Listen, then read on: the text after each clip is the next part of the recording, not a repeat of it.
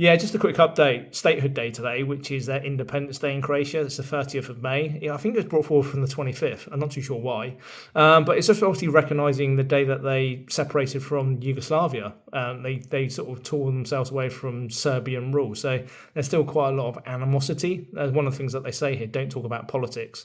Watched a really good programme last night before I went to sleep just regarding the Balkan Wars, which I think is really important because a lot of people that visit Split, for example, would have no idea what happened here or in this country or this part of the world.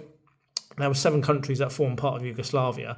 So Slovenia, which I went to earlier this week, Croatia, Montenegro, Bosnia-Herzegovina, Serbia, Kosovo and North Macedonia. So they were the 7 countries that formed Yugoslavia, which is very similar to the United Kingdom, really, in terms of how it was set up. But Serbia was the dominant country, and there were horrific wars throughout the 90s to try and, well, actually from World War One, when Hitler was sort of down in this neck of the woods, and they tried, and the Croatians and the Serbians all fought against him, if that's the right way of saying it, in terms of communism. But there were horrendous conflicts in the early 90s in the Balkan Wars. There were atrocities, people that were being slaughtered and murdered.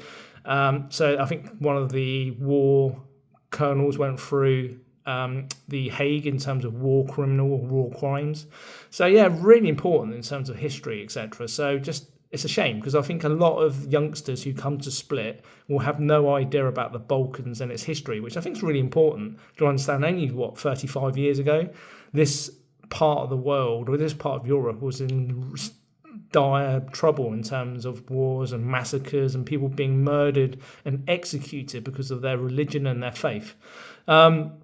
So yeah, Europe didn't learn its lessons from World War One, World War One and World War Two. But just a really interesting thing today, really, in terms of the importance of understanding the history, especially when you come to visit countries as well.